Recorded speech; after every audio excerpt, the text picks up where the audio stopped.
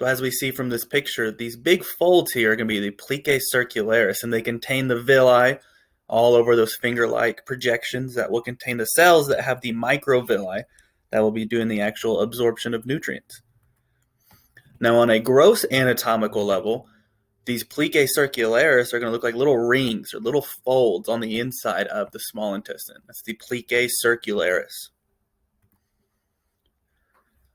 Now here's the layers of what we see in the small intestine. The mucosa here, submucosa, again, connective tissue, blood vessels, and then our muscularis externa or tunica muscularis. We have the inner circular layer, and then the outer longitudinal layer. And then we also have that serosa on the outside. Now starting on the large intestine, we have a few different regions of it. First off, we have the cecum. So this is like a little sac located in the lower right quadrant, and the ileum will connect to the cecum, and there's actually a valve sitting between the two of them. It's called the ileocecal valve, and just like we saw with the pyloric sphincter, this will regulate the ileum dumping all of its contents into the cecum.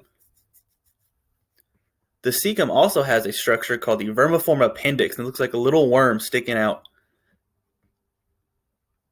As the cecum begins to rise, going upward, it transitions into the ascending colon.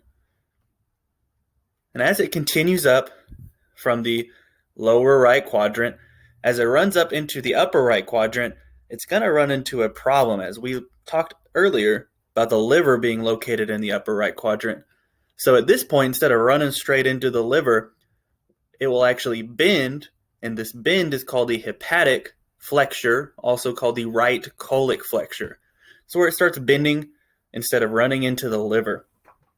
Now, as it starts heading across the abdomen, we call the colon the transverse colon.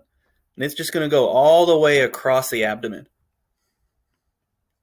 Now we'll discuss later an organ called the spleen that's located in the upper left quadrant. And the same thing as we saw with the other bend, the colon will not run straight through the spleen itself, so it'll start bending before it gets there, and that will be called the splenic flexure or the left colic flexure. And after it bends, it starts running downward, and as it's just going down the body, we're going to call it the descending colon. And eventually the descending colon will change into something called the sigmoid colon. And sigmoid just means S-shaped, like the letter S. And that's where the colon starts curving around. And then we have the rectum, which will be a pouch-like structure right at the end. So as we look at a picture here, we have the ileum sitting right here as it comes in, and this cecum is going to be this pouch-like object. We have the ileocecal valve between there. And again, it's just going to be regulating the ileum, dumping its contents into the cecum. There's our vermiform appendix right here sticking off. As the colon starts going upwards, we call it the ascending colon. So it travels up. As it starts bending around, this bend is the hepatic flexure or the right colic flexure. We then have the transverse colon as it's heading across the body. As we get to the other side of the abdomen, we have the next bend, which is the left colic flexure or the splenic flexure. As it's heading downward, we have the descending colon. Then as it starts curving around, we have the sigmoid colon. Then at the very end, we have the rectum. There are some structures of the large intestine we also have to get to. First one is called the haustra. These are just the pouches that you see all over the large intestine. We also have something called the tanii coli. These are just little bands of muscle that are found all along the large intestine.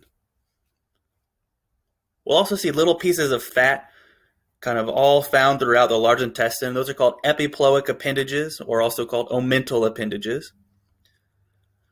We'll also see something called the mesocolon, and that's just the same thing as the mesentery, except this is what's supporting the large intestine this time. So as we look at a zoomed in picture, all these little pouches here are called haustra. And then this narrow band of musculature that's traveling the length of the large intestine is called the tanii coli.